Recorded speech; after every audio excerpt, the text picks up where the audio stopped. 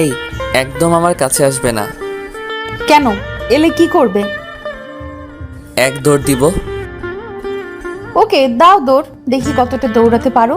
আর কতদিন এভাবে দৌড়াবে? যতদিন না তুমি আমাকে তাড়া করে বেড়াবে। কথাটা বলেই অমনি দিলাম দৌড়। আমাকে আর কে পাই? যেই দৌড় দিলাম তখনই খাট থেকে পড়ে গেলাম। কি ব্যাপার, আমি খাটে আসলাম কিভাবে? আমাকে তো মিম তাড়া করছিল। না, আর পারি না। এই মেয়ে তো আমার স্বপ্নের মধ্যেও ছাড়বে না। ভার্সিগুলো ভাবতে ভাবতে ফ্রেশ হতে চলে গেলাম। ফ্রেশ হয়ে এসে ঘড়ির দিকে তাকাতেই দেখি 10টা বেজে গেছে। তাড়াতাড়ি নাস্তা করে বেরিয়ে পড়লাম ভার্সিটিতে। ও, আপনাদের তো আমার পরিচয়টাই দেওয়া হলো না। ভার্সিটি যেতে যেতে আপনাদের পরিচয়টা দিয়েই দিই। আমি রাফি আহমেদ, এবার অনার্স 2য় বর্ষের ছাত্র। দেখতে তেমন ভালো না, কালো, তবে মনটা আমার খুবই ভালো। না, আর নিজের নামে গুজব ছড়াবো না। গেট দিয়ে ঢুকতে যাব ঠিক তখনই কেউ আমার কলার ধরে রাখছে, যার কারণে আমি সামনে এগোতেই পারছি না। পিছনে তাকিয়ে দেখি মিম। আমি দেখেই তো অবস্থা খারাপ। কেন, তোর প্রবলেম কি রে রাফি? কেন রে, আমি আবার কি করলাম? কি করিস নাই তাই বল। তোর জন্য আমি ঘুমাতেই পারি না। আমার স্বপ্নে সবসময় ঘোরাঘুরি করিস কেন? আসলে তোর ভালো ডাক্তার দেখাতে হবে। ওয়েট, আরমান সাহেবকে ফোন দিতে বলি, আপনার মেয়ের ভালো ট্রিটমেন্ট করান, না হলে একসময় পাবনা পাঠাতে হবে। কথাটা বলেই একটু মুচকি হাসলাম। এই দেখ রাফি, আমার সামনে একদম মুচকি হাসবি না। কেন রে? তোর এই হাসিটার কারণে আমি রাতে ঘুমাতে পারি না। এই দেখ, ফাও বকিস না তো। যা, তোর হলে যা, আর আমাকে আমার হলে যেতে দে, ফাজিল মাইয়া একটা। কথাটা বলে আমি চলে যেতে যাব, আবার আমার কলার ধরে টান দিল মিম। আমি এবার রাগি মুডে বললাম, ওই তোর সমস্যা কি? এত জ্বালাস কেন রে? যা ভাগ ছেড়ে। তুই আমাকে এভাবে বলতে পারলি রাফি? ওকে, যাচ্ছি চলে, আর আসবো না তোর কাছে, আর কথাও বলবো না। বলেই মিম মন খারাপ করে চলে গেল, আর আমিও চলে গেলাম ক্লাসে। কিরে রাফি, এতক্ষণ কোথায় ছিলি রে? আর বলিস না দোস্ত, ওই মিমটা ভার্সিটি আসতে না আসতেই জ্বালানো শুরু করলো। আরে রাফি, তুই বোঝার চেষ্টা কর, মেয়েটা তোকে ভালোবাসে রে। আরে ধুর চাই, ভালোবাসার গোষ্ঠী কিলাই, এসব আমার দ্বারা হবে না। আচ্ছা, সে দেখা যাবে। এখন চল ক্যান্টিনে যাই। তোরা যা বাপু, আমি যাব না।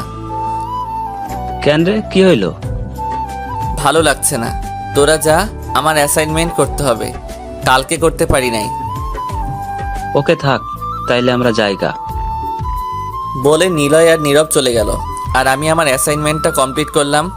আজকে এটা জমা দিতে হবে, তা না হলে কপালে দুঃখ আছে। যাই হোক, অ্যাসাইনমেন্টটা জমা দিয়ে এসে ভালো লাগছে না, তাই চলে এলাম বাসায়। ইদানিং মনটা বড্ড খারাপ। আর সত্যি বলতে একটা মধ্যবিত্ত পরিবারের যে কত প্রেশার, সেটা একমাত্র তারাই বোঝে। মধ্যবিত্ত পরিবারগুলো মানুষের অনেক স্বপ্ন থাকে, কিন্তু তারা সেটা বাস্তবায়িত করতে পারে না। আর সেই মধ্যবিত্ত পরিবারের বড় ছেলে বা মেয়ের অনেক দায়িত্ব থাকে তার পরিবারটাকে দেখে রাখতে।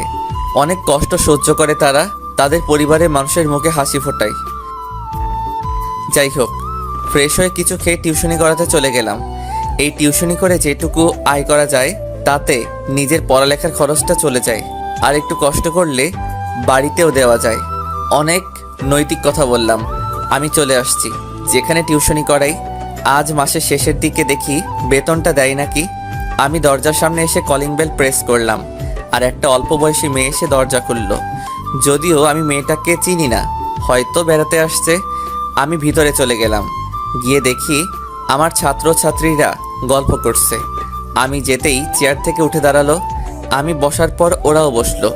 তবে একটা কথা তো বলাই হলো না, এই টিউশনিটা মিম ঠিক করে দিয়েছিল। মেয়েটা আমাকে জ্বালালেও কিছু ভালো কাজ করেও দেই। এবার আমার স্টুডেন্টদের কথা বলি।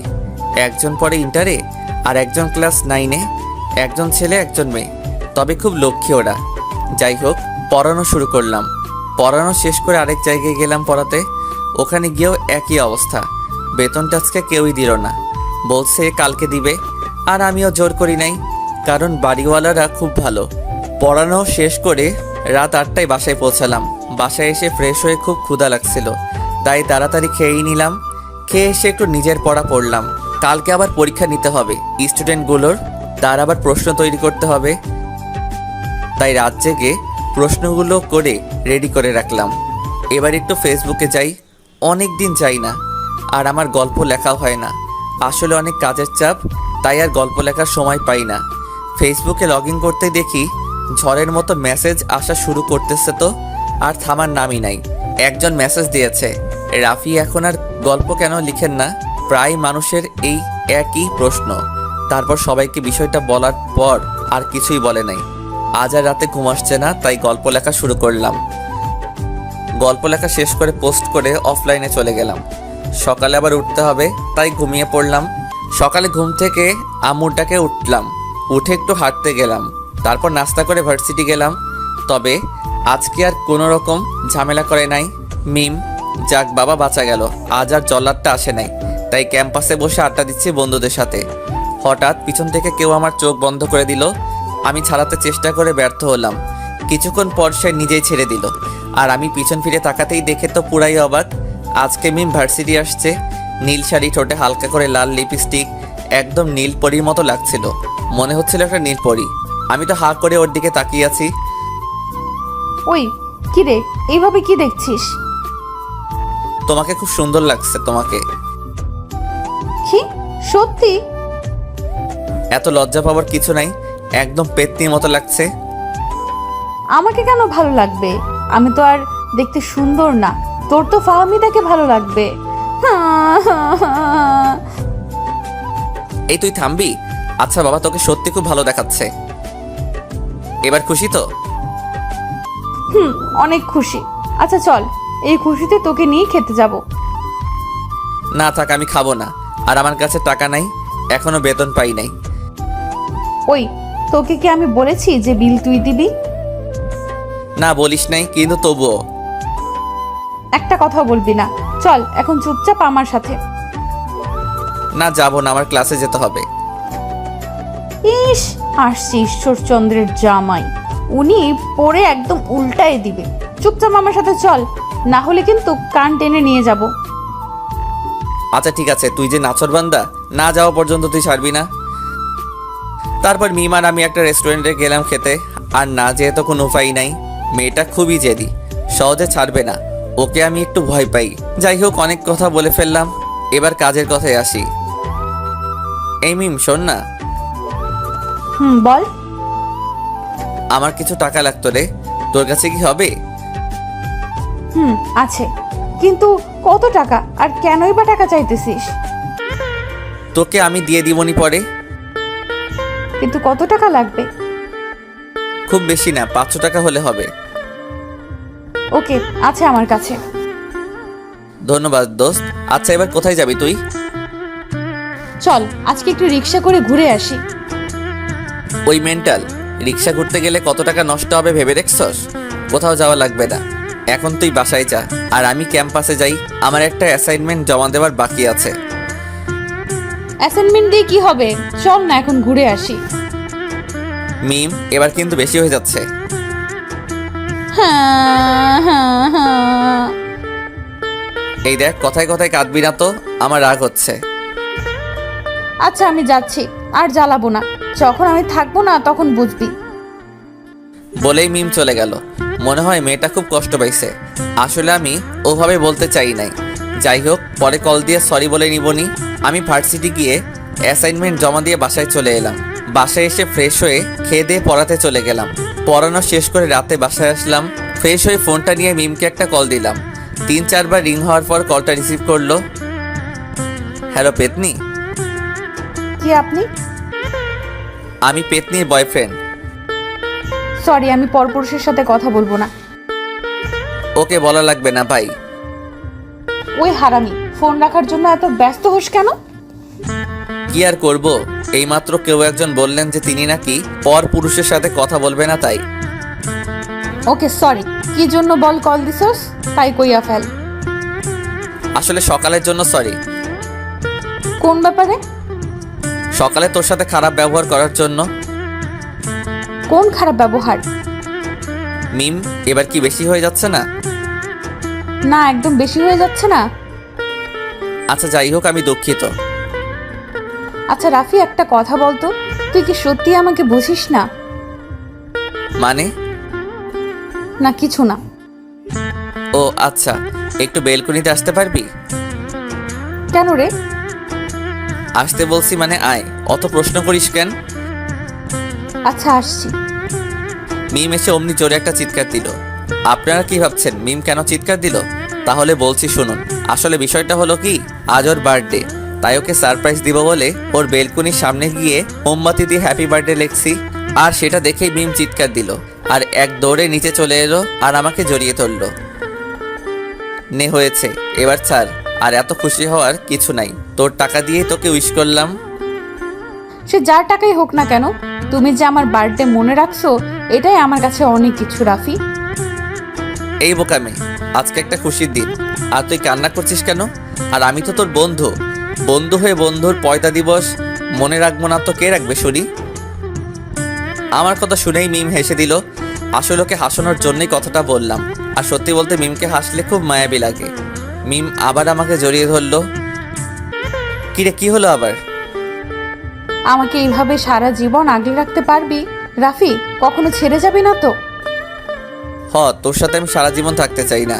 তুই আমাকে জ্বালিয়ে মারবি? জ্বালাবো, 100 বার জ্বালাবো। আর যদি কখনো অন্য কোনো মেয়ের দিকে চোখ তুলে তাকিয়েছিস তো তোর খবর আছে। ওই সেবার কেকটা কাট। তারপর মিম কেক কাটলো, ওকে আমি খাইয়ে দিলাম আর ও আমাকে। আচ্ছা এবার তুই বাসায় যা, রাতটা তো অনেক হলো। না আমি যাব না, তোর সাথে এভাবেই থাকবো। পাগলামি করিস না, আমার খুব ঘুম আসছে। চল আজ দুজনে একসাথে ঘুমাই। প্লিজ মিম, পাগলামি করিস না। আচ্ছা যাও, আর বাসায় গিয়ে কল দিও। আচ্ছা যাচ্ছি, তুইও বাসায় যা। মিম চলে যাওয়ার পর আমিও চলে এলাম। আর আমি যখনই আমার বাড়ির কাছে আসলাম ঠিক তখনই অন্য দিক থেকে একটা গাড়ি এসে আমাকে ধাক্কা দিল আর আমি দূরে গিয়ে ছিটকে পড়লাম। আর অন্যদিকে মিম আমাকে ফোনের পর ফোন দিয়ে যাচ্ছে, কিন্তু আমার ফোনটা তো রাস্তার পাশে পড়ে আছে। 1 বছর পর আমার কোমা থেকে জ্ঞান ফিরল। চোখ খুলে দেখি কারা যেন আমার পাশে দাঁড়িয়ে আছে আর আরেকজন মহিলা আমার পাশে বসে আছে। আমি চোখে ঝাপসা দেখছি, তখনই ডাক্তার এসে মহিলাটাকে বলল আসলে মাথায় অনেক আঘাত লাগার কারণে আর কোমায় থাকার জন্য সবাইকে একটু চিনতে কষ্ট হচ্ছে। এতে চিন্তার কোনো কারণ নাই, কিছু সময় পর ঠিক হয়ে যাবে বলেই ডাক্তার চলে গেলেন। তারপর নার্স এসে আমাকে একটা কম পাওয়ারের ঘুমের ইঞ্জেকশন দিল আর আমি ঘুমিয়ে গেলাম। আর আমার যখন ঘুম ভাঙলো তখন রাত 10টা বাজে। ঘুম থেকে উঠে দেখি আম্মু আমার পাশে বসে আছে। আসলে ওই দিন অ্যাক্সিডেন্টের সময় আমার শরীরে অনেক আঘাত পাই আর সবথেকে বেশি আঘাত পাই আমার মাথায়, যার কারণে আমি কোমায় চলে যাই। আজকে এই দিনে আমি অ্যাক্সিডেন্ট করছিলাম আর আজকের দিনেই মিমের বার্থডে। আমি আর দেরি না করে মিমকে একটা কল দিলাম, কিন্তু ফোনটা বন্ধ বলল। অনেকবার ট্রাই করলাম কিন্তু কোনোভাবেই ফোন ঢোকাতেই পারছিলাম না। আর আমি বেশি চিন্তা করতে পারলাম না, কারণ মাথায় প্রচুর ব্যথা করছে। পরের দিন সকালে আমাকে হসপিটাল থেকে রিলিজ করে দেয়। আমি বাড়িতে এসে ভার্সিটির দিকে রওনা দিলাম। আর এতক্ষণে হয়তো সবাই জেনে গেছে আমি বাড়ি ফিরে আসছি। আমি ভার্সিটি ঢুকে ক্লাসের দিকে যেতে লাগলাম। ক্লাসের দিকে গিয়ে দেখি ক্লাসের দরজা বন্ধ, ভিতর দিয়ে লক করা। আমি দরজায় নক করতেই কে যেন এসে খুলে দিল। আর আমি ভিতরে ঢুকে যেটা দেখলাম, কোথা থেকে মিম এসে আমাকে জড়িয়ে ধরলো আর আমাকে কপালে মুখে চুমু খেতে লাগলো। রাফি তুমি ঠিক আছো? কেমন আছো? খুব মিস করছি তোমাকে। এই যে দেখো, আমি ভালোই আছি, তোমার রাফি ভালো আছে। আর এই পাগলি, তুমি কান্না করছো কেন? তুমি জানো না রাফি, তোমাকে খুব মিস করছি। তোমার জ্ঞান ফেরার আগে থেকে আমি হসপিটালে গিয়ে তোমার পাশে বসেছিলাম, কখন তোমার জ্ঞান ফিরবে। এই বোকামি, আমি তোমাকে ছাড়া কোথাও যাব না। আর ওই উপরে যিনি বসে আছেন উনি এত তাড়াতাড়ি আমাকে ওনার কাছে নিবে না। রাফি আমি আর তোমাকে হারাতে চাই না। আমিও চাই না তোমাকে হারাতে। কিরে মিম, এবার তো ছেড়ে দে। বেচারা সবে মাত্র ভার্সিটিতে আসলো, ওকে একটু রেস্ট নিতে দে। না আমি ওকে ছাড়বো না। আরে সবাই তোদের দিকে তাকিয়ে আছে, এবার তো ছাড়। আনিশার কথাতে মিম আমাকে ছেড়ে দিল। আচ্ছা রাফি, এখন কি অবস্থা তোর? এই তো ভালো। আচ্ছা চলো আড্ডা দেই। তারপর সব বন্ধুরা মিলে ক্যান্টিনে গেলাম। অনেকক্ষণ আড্ডা দেওয়ার পর লাঞ্চ করে আবার ক্যাম্পাসে গেলাম। আজ আর ক্লাস করলাম না, কারণ হঠাৎ করে আমার মাথা ব্যথা করছিল। তাই ওদেরকে বলে চলে এলাম। মিম আর আদনান আমাকে বাসায় এগিয়ে দিয়ে চলে গেল। বাসায় এসে ফ্রেশ হয়ে ঘুমাতে গেলাম। আমি যাওয়ার একটু পর আম্মু আমার রুমে আসলো। কি রে রাফি, ঠিক আছিস তো? আম্মু। আচ্ছা আম্মু, আমার মাথাটা একটু হাত বুলাই দিবে? আচ্ছা বাবা, দিচ্ছি, তুই ঘুমা। আম্মু মাথায় হাত বুলিয়ে দিয়ে দিচ্ছিল। কখন যে ঘুমিয়ে গেলাম নিজেও জানি না। ঘুম থেকে উঠেই দেখি একজন হাজির। আরে তুমি? আমি তোমার কথা শুনে দেখতে চলে এলাম। ও, ধন্যবাদ তোমাকে। এখন কেমন লাগছে রাফি? মোটামুটি ভালো। ও আচ্ছা রাফি, আমি এখন আসি, পরে আবার আসবো। বাই। ওকে যাও, আবার এসো কিন্তু। কি আপনারা অবাক হয়ে যাচ্ছেন যে এত সময় কার সাথে কথা বলছিলাম? তাহলে বলছি, ওর সাথে আমার ফেসবুকে পরিচয়। আমাদের ফ্রেন্ডশিপের 3 বছর পূর্ণ হলো। আর ওর নাম হলো শাহরিন সুলতানা আখি। ওর ব্যাপারে এখন এইটুকু জেনে রাখেন, আর জানার প্রয়োজন নেই। যাই হোক, শাহরিন চলে যাওয়ার পর ফ্রেশ হয়ে বসে আছি। তখনই মিমের ফোন। হ্যালো রাফি। বলো। আচ্ছা কালকে চলো কোথাও থেকে ঘুরে আসি। কোথায় যাবে? চলো কোথাও থেকে ঘুরে আসি, ভালো লাগবে তোমার। আর আমি এই 1 বছর কোথাও যাই নাই, তোমাকে নিয়ে কোথাও ঘুরতে যাওয়া হয় নাই। ও আচ্ছা, যাবো তাইলে। খাইছো তুমি? খাইছি। তুমি? না, খাই নাই, তবে খাবো কিছু সময় পরে। ও আচ্ছা, তাড়াতাড়ি খেয়ে নিও। আর খাবার খেয়ে ওষুধ খেতে ভুলে যেও না। আচ্ছা এখন রাখি রাফি, তুমি রাত জাগবে না, ঘুমিয়ে যাবে তাড়াতাড়ি। ওকে, তুমি যা বলবে তাই হবে। এবার রাখি তাইলে। ফোনটা কেটে দিয়ে খেতে গেলাম। খাওয়া দাওয়া শেষ করে ওষুধ খেয়ে ঘরে এসে শুয়ে পড়লাম। হঠাৎ মিমের কথা মনে পড়লো। আচ্ছা, মেয়েটা কেন আমার এত যত্ন নেয়? ও কি আমাকে সত্যি ভালোবাসে, নাকি আমার প্রতি বন্ধুত্ব এর দায়িত্ব পালন করে? কিন্তু ওর কাজকর্ম দেখে তো আমার প্রতি অনেকটাই দুর্বল। আচ্ছা, আমি ওকে নিয়ে তো ভাবছি কেন? তার মানে আমিও কি ওকে... না না না, এই আমি কি ভাবছি? আমি তো ওকে শুধুই আমার বন্ধু ভাবি। না, আর ভাবতে পারছি না, মাথাটা ব্যথা করছে। এবার ঘুমাতে যাব। সকালে আম্মুর ডাকে ঘুম ভাঙলো। কি রে সোনা, আর কত ঘুমাবি? এবার তো ওঠ। উঠছি আম্মু, তুমি যাও, আমি আসছি। বলেই আম্মু চলে গেল। আমিও ফ্রেশ হয়ে খেতে গেলাম। খাবার টেবিলে বসে সবাই মিলে খাবার খাচ্ছি, ঠিক তখনই আব্বু বলল, আচ্ছা বাবু, তোর আজকে একটা জায়গায় যেতে হবে, পারবি বাবা যেতে? কোথায় যাব আব্বু? একটা কাগজে একটা ঠিকানা লিখে দিল আর বলল এই ঠিকানায় যেতে। খাওয়া দাওয়া শেষ করে রুমে এসে ঠিকানা অনুযায়ী বেরিয়ে পড়লাম। 1 ঘন্টা পর ঠিকানা অনুযায়ী পৌঁছে গেলাম। এটা একটা কোম্পানি, চৌধুরী ইন্ডাস্ট্রিয়াল। আসতে পারি ম্যাম? আসো। এই, তুমি কি হাসিব ভাইয়ের ছেলে রাফি? জি ম্যাম। এই, তুমি আমাকে ম্যাম বলছো কেন? আমাকে আন্টি বলবে, কেমন? Okay ma'am. কি, আবার ম্যাম? ও দুঃখিত আন্টি। এই তো, এবার ঠিক আছে। আর যে জন্য তোমাকে এখানে ডাকলাম, আমার একজন ম্যানেজার লাগবে। শুনেছি তুমি খুব ভালো স্টুডেন্ট। তোমার আব্বু তোমার ব্যাপারে সব বলেছে, তুমি কি পারবে? কি বলেন আন্টি, আমি কি এটা সামলাতে পারবো? আমাদের পুরনো ম্যানেজার তোমাকে সবকিছু বুঝিয়ে দিবে। জি আন্টি। আর ঠিক তখনই মিমের ফোন। আমি ফোনটা কেটে দিলাম। কি হলো রাফি, কার ফোন ছিল? আমার এক বন্ধুর। কেটে দিলে কেন? রিসিভ করো। না আন্টি, আমি ম্যানেজ করে নিব। ওকে, তাহলে তুমি এখন আসতে পারো। কাল থেকে কাজে জয়েন করবে। ওকে আন্টি, আসি।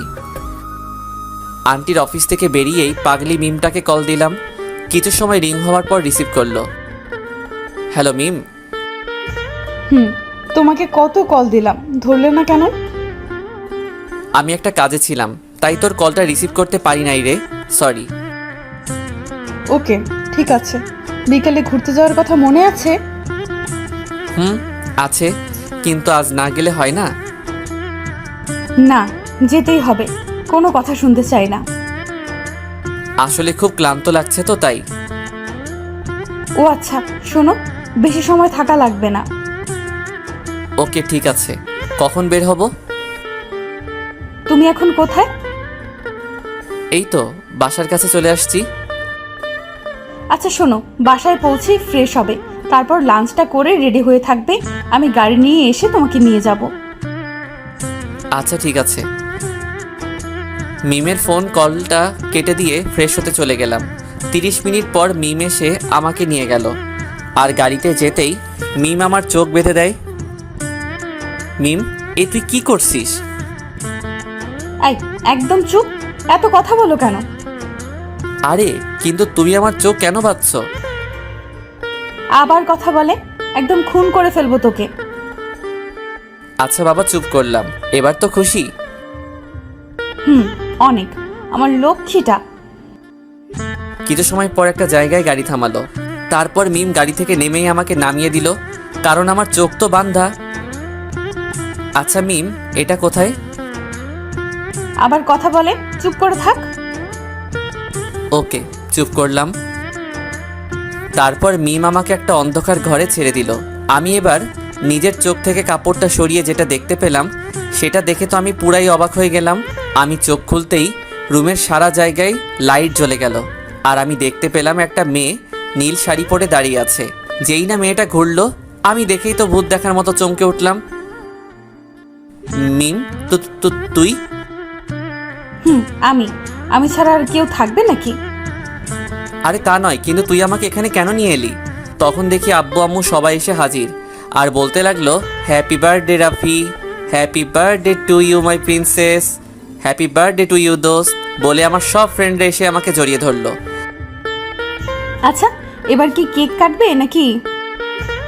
হো হ্যাঁ, যা রাফি, মিম মায়ের সাথে কেকটা কেটে আয়। আম্মুর কথা মতো গিয়ে মিম আর আমি কেক কাটলাম। প্রথমে আব্বু আম্মুকে খাইয়ে দিলাম, আর তারপর মিমকে খাইয়ে দিলাম। এরপর একে অপরকে কেক খাইয়ে দিলাম। তারপর অনেক মজা করলাম, পার্টি করলাম। হঠাৎ আমার মাথার ভেতরে একটা চক্কর দিল, মনে হলো মাথাটা বোধহয় ছিঁড়ে যাবে।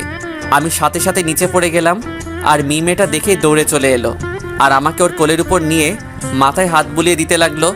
কিন্তু শেষ রক্ষা হলো না আমার, আমি সাথে সাথে জ্ঞান হারালাম। যখন জ্ঞান ফিরল, তখন নিজেকে হসপিটালের বেডে আবিষ্কার করলাম।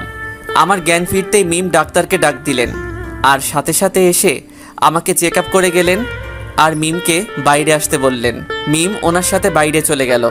কিছু সময় পর মিম আমার কেবিনে আসলো, আর আমার পাশে বসে মাথায় হাত বুলিয়ে দিচ্ছে আর কান্না করছে। এই মিম, কি হয়েছে, কাঁদছো কেন? কই না, তো আসলে চোখে কিছু একটা পড়লো, তাই চোখ দিয়ে পানি পড়ছে।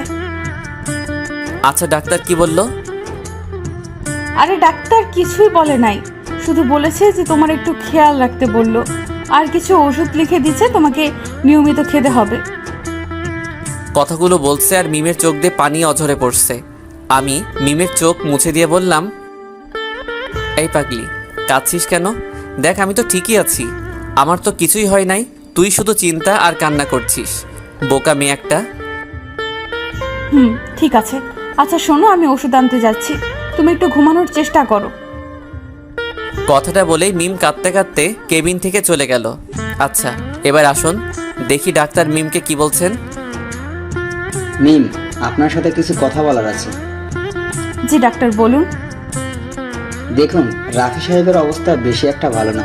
ওনার আগে অ্যাক্সিডেন্টের কারণে মাথা থেকে অনেক ব্লাড পড়ে গিয়েছে, তারপরে অনেক রক্ত লাগছিল ওনার।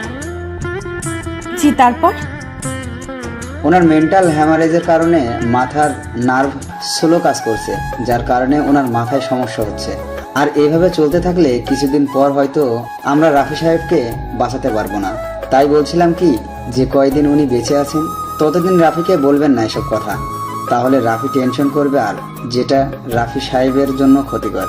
তাই বলছি যেভাবেই হোক ওনাকে এই কথা যেন না জানতে পারে। কি? না, এ হতে পারে না। কি বলছেন ডাক্তার আপনি? জি মিম, ঠিকই বলছি। প্লিজ আপনি ভেঙে পড়বেন না। আপনি এরকম করেন তাহলে কি করে হবে? তাই আপনাকে সবটা দেখে রাখতে হবে। আর রাফির আব্বু আম্মুর সাথে আমি কথা বলে নিব। ডাক্তার, আমার রাফিকে কি ভালো করা যায় না কোনোভাবে? যত টাকা লাগবে আমি দিব, কিন্তু আমি রাফিকে ঠিক করতেই হবে। আসলে সবকিছু তো আর টাকা দিয়ে ঠিক করা যায় না। উপরে আল্লাহকে ডাকুন, উনিই পারবেন রাফিকে ঠিক করে আবার আমাদের মাঝে ফিরিয়ে দিতে। কিন্তু তাতেও একটা ভয় থেকেই যাবে। কি সেটা? ওনার মেমোরি মুছে যেতে পারে। কি মানে রাফি আমাকে ভুলে যাবে? না, এটা হতে পারে না। ওকে ছাড়া আমি থাকতে পারবো না। আমি ওকে বড্ড ভালোবাসি। সবকিছু বুঝতে পারছি, কিন্তু আপনাকে বাস্তবতাটা মেনে নিতে হবে। যাই হোক, এখন আমি আসি। আপনাকে যে ঔষধ আনতে বললাম ওগুলো এনে এখনই রাফিকে খাইয়ে দিতে হবে। বলেই ডাক্তার চলে গেল। এই রাফি, ঘুমাইছোস? হুম। ওঠ, আর উঠে এই ওষুধ খেয়ে নে। না, আমি খাবো না। পাগলামি করিস না বন্ধু আমার, প্লিজ ওষুধটা খেয়ে নে। বললাম তো খাবো না। আর ওষুধ না খেলে কি হবে? মরেই তো যাবো, তাই না? রাফি কি জেনে গেছে ডাক্তার আর আমার কথোপকথন? আই, তুই কি বলিস এগুলো? ওকে, খাওয়া লাগবে না। অনেক খিদা লাগছিল, ভাবলাম খাবো, কিন্তু না, আর খাওয়া লাগবে না। কেন? যা খেয়ে আয় এখনই। ইস, আসছে নিজে খাবে না আর আসছে আমাকে রাগ দেখাতে। আগে ওষুধ খাও, তাহলে আমিও খাবো। আচ্ছা দে, এসব খেয়ে কোনো লাভ হবে না। আমি তো আর বাঁচবো না। দেখ রাফি, মার খাবি এবার, চুপ থাক আর এই ওষুধটা খেয়ে নে। বলেই মিম আমাকে ওষুধ খাইয়ে দিল আর আমি ঘুমিয়ে পড়লাম। এভাবে দেখতে দেখতে কয়েকটা মাস কেটে গেল। এখন আমি আগের থেকে অনেকটা সুস্থ হয়ে গেছি, কিন্তু মাঝে মাঝে একটু মেমোরি শর্ট টাইম ব্রেক করে। ওষুধ খেলে ঠিক হয়ে যায়। এই তো 3 দিন আগের কথা। সকালে ঘুম থেকে উঠে ফ্রেশ হয়ে ভার্সিটি গেছিলাম, কিন্তু ভার্সিটি গিয়েই সমস্যাটা হয় আমার। আবার মাথা ব্যথা শুরু করে দেয়। তারপর ডাক্তার এসে জানিয়ে দিলেন আমি যেন রোদ দিয়ে বেশি ঘোরাঘুরি না করি। আর মাঝে মাঝে তো আমার বাড়ি খুঁজেই পাই না। আর একেই বলে শর্ট টাইম মেমোরি লস। এভাবে দেখতে দেখতে 1 বছর কেটে গেল। আমার পরিবার আর মিমের পরিবার আমাদের বিয়ে দেওয়ার সিদ্ধান্ত নিল, কিন্তু আমি রাজি না। কারণ বলা তো যায় না কখন আমার ডাক চলে আসে উপর আল্লাহর কাছে যাওয়ার। তাই আমি সরাসরি না বলে দেই। তবে আমার না বলাতে তেমন কোনো সমস্যা হয় নাই, কারণ তারা তো সব জানে। আর আমিও একটু হলে বুঝতে পারি আমিও আর বেশি দিন বাঁচব না। একদিন মিমকে কারোর সাথে আমার ব্যাপারে কথা বলছিল, তখন আমি শুনতে পেলাম মিম বলছিল না, রাফির মাথায় অনেক সমস্যা হয়েছে, ও হয়তো আর বেশি দিন বাঁচবে না। কথাটা শোনার পর খুব কষ্ট লাগছিল। তাই আমি সিদ্ধান্ত নিলাম আমি মিমকে বিয়ে করব না। আর সত্যি বলতে আমি মিমকে ভালোবেসে ফেলেছিলাম, কিন্তু ওই দিনের কথা শোনার পর থেকে আমি মিমকে ভুলতে চেষ্টা করলাম। তারপর একদিন আমি একটা জিনিস লক্ষ্য করলাম, সেটা হলো মিমকে একটা ছেলে ফলো করে। মনে হয় সে মিমকে ভালোবাসে, কিন্তু বলতে পারে না হয়তো। আমি ছেলেটাকে অনেকবার মিমের আশেপাশে দেখি, আমি কিছুই বলতাম না। একদিন আমি একটা জিনিস করলাম, আর এটা শুনে তো মিম রেগে আগুন হয়ে গেছে। আমি সেই ছেলেটার সাথে গিয়ে দেখা করলাম, আর এই বিষয়টা মিম জেনে গেছিল। এই নিয়ে আমাকে অনেক বকা দিছিল। আর ওই ছেলেটার সাথে দেখা করে ওকে কিছু কথা বলছিলাম, আর সেগুলো শুনেই মিম আমাকে অনেক বকা দেয়। আসলে ছেলেটার সাথে যে কথাগুলো হয়েছিল। Excuse me. জি, আমাকে বলছেন? জি ভাইয়া, আপনাকে বলছি। জি ভাইয়া, বলুন। আপনাকে ইদানিং দেখছি একটা মেয়েকে ফলো করতেছেন। আচ্ছা, আপনি কি মেয়েটাকে ভালোবাসেন? না মানে বলছিলাম কি, ভয় পাওয়ার কিছু নাই ভাইয়া। আপনি যদি ওকে ভালোবাসেন তাহলে ওকে গিয়ে বলে দেন। আপনি কে? আমি ওর বন্ধু প্লাস ফিয়ন্সি, কিন্তু আমি ওকে বিয়ে করব না। কেন ভাইয়া, মেয়েটার কোনো সমস্যা আছে নাকি? না, ওর কোনো সমস্যা নেই। তাহলে? তারপর ওকে সব খুলে বললাম। আমার কথা শুনে ছেলেটা প্রায় কাঁদো কাঁদো অবস্থা। ভাইয়া, আপনি ওকে খুব লাভ করেন তাই না? খুব বেশি ভালোবাসি, কিন্তু এখন আর লাভ নাই। আমার ব্লাড ক্যান্সার হয়েছে আর মাথায় টিউমার। আমার বাঁচার কোনো উপায় নাই, আর আমি চাই না আমার মিমটা কষ্টে থাকুক। আমি চাই তুমি তোমার ভালোবাসা দিয়ে ভরে রাখবে, পারবে না? জি ভাইয়া, পারবো। যাক, শুনে নিশ্চিত হলাম। আচ্ছা, আপনার নাম কি ভাইয়া? আমার নাম রাহুল। আপনি কি করেন? আমার একটা কোম্পানি আছে, আর আমি ওই কোম্পানির বস। খান ইন্ডাস্ট্রিয়ালের নাম শুনছেন নিশ্চয়ই। ও হ্যাঁ, শুনছি। এটা তো একটা নামকরা কোম্পানি। জি ভাইয়া। আচ্ছা ভাইয়া, একটা কথা বলি। হ্যাঁ, বলুন। আপনি তো বাইরে চিকিৎসা করাতে পারেন। লাভ নাই ভাইয়া, আমি ডাক্তারের সাথে কথা বলেছিলাম। ডাক্তার বলছে যে আমার হাতে খুব কম সময় আছে, আর আমার যদি অপারেশন করা হয় তাহলে বাঁচার সম্ভাবনা 1%, আর এতে অনেক রিস্কি আছে। আর আমি চাই না আমার জন্য আমার বাবা মা তাদের সব কিছু হারিয়ে ফেলুক। ভাইয়া, আপনাকে কিছু বলার সাধ্য আমার নাই, তবুও বলি, আপনি খুব ভালো মানুষ। কিন্তু এই ভালো মানুষের কেন এমন হয়? আচ্ছা ভাইয়া, তুমি আমার মিমকে কখনো কষ্ট দিবে না, ওর খেয়াল রাখবে। আর মিম একটু রাগী, অল্পতে রেগে যায়, আর ওকে একদম কাঁদাবেন না। ও খুব নরম মনের মানুষ, প্লিজ ভাইয়া। ওকে ভাইয়া, আমি মিমকে খুব ভালোবাসি। তবে হ্যাঁ, আপনার মতো না ভালোবাসতে পারি, কিন্তু ভালোবাসি। আমি জানি ভাইয়া, আপনি মিমকে খুব ভালোবাসেন। রাহুলের কথা বলে বাসায় চলে এলাম, আর বাসায় এসে দেখি মিম আমার রুমে বসে আছে। তবে আজ একটু অন্যভাবে বসে আছে, দেখে মনে হচ্ছে খুব রাগ হয়ে আছে আমার উপর। আরে মিম, তুই এখানে? আমি। কিন্তু তুই এত সময় কই ছিলি? তোকে কতগুলো কল করছি দেখছিস? সরি রে, ফোনটা সাইলেন্ট ছিল। একটা গুরুত্বপূর্ণ কাজ ছিল, তাই সাইলেন্ট করে রাখছিলাম আমি। তোর ইম্পর্ট্যান্ট কাজ কি ওই মিস্টার রাহুলের সাথে ছিল? আরে কি বলছিস? রাহুল? এ আবার কে? তোর বয়ফ্রেন্ড নাকি রে? তুই খুব পচা হয়ে গেছিস। তুই প্রেম করছিস, আর আমি জানি না? তুই না আমার খুব ভালো ফ্রেন্ড। আমার কথা শেষ হওয়ার সাথে সাথেই মিম কষিয়ে আমার বাগালে একটা চর মেরে আমাকে জড়িয়ে ধরেই কেঁদে দিল। আরে কাঁদছিস কেন?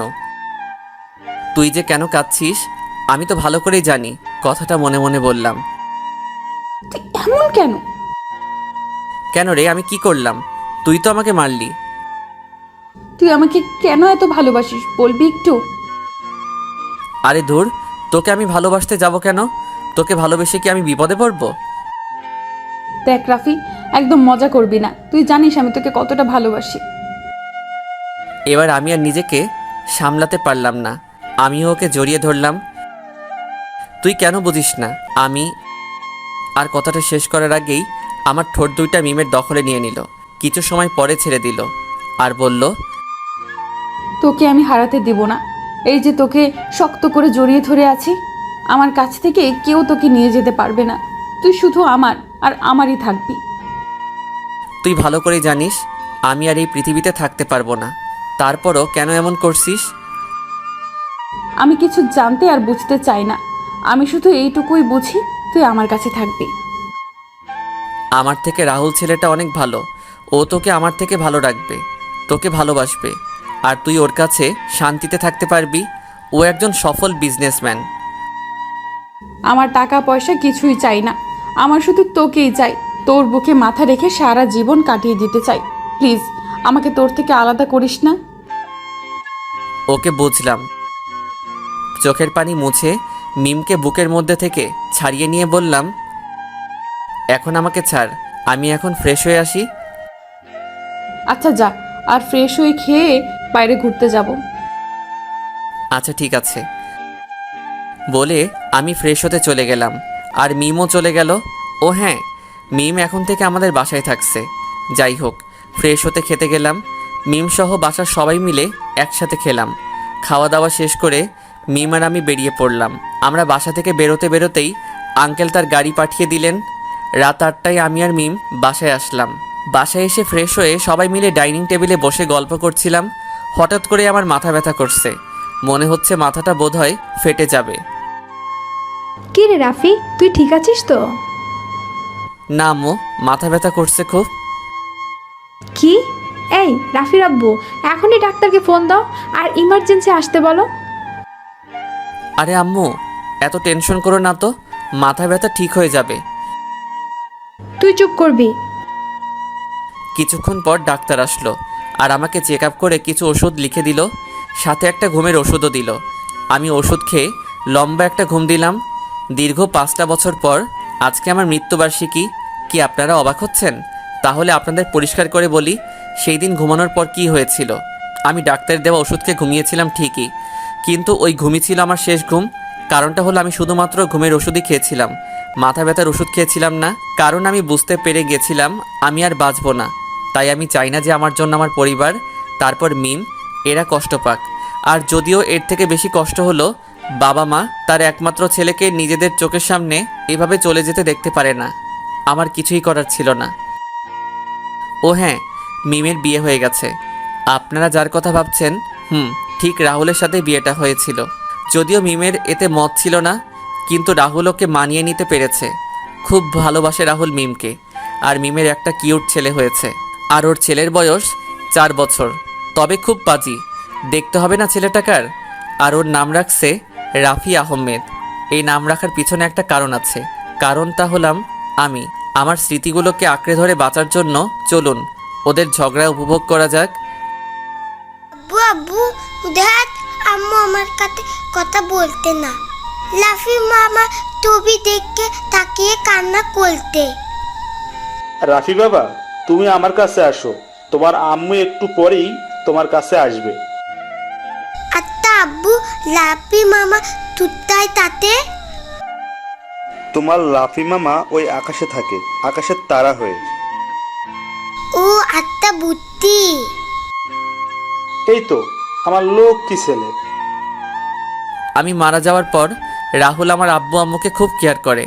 এখন তাদের ছেলে রাহুল আর আব্বু আম্মুও রাহুলের মাঝে আমাকে খুঁজে পায়। যাই হোক, অনেক কথা বলে ফেলেছি, এখন আসি। বাই, কথা হবে অন্য কোনো দিন, অন্য কোনোখানে। তার আগে সবাই ভালো থাকুন, সুস্থ থাকুন। আল্লাহ হাফেজ।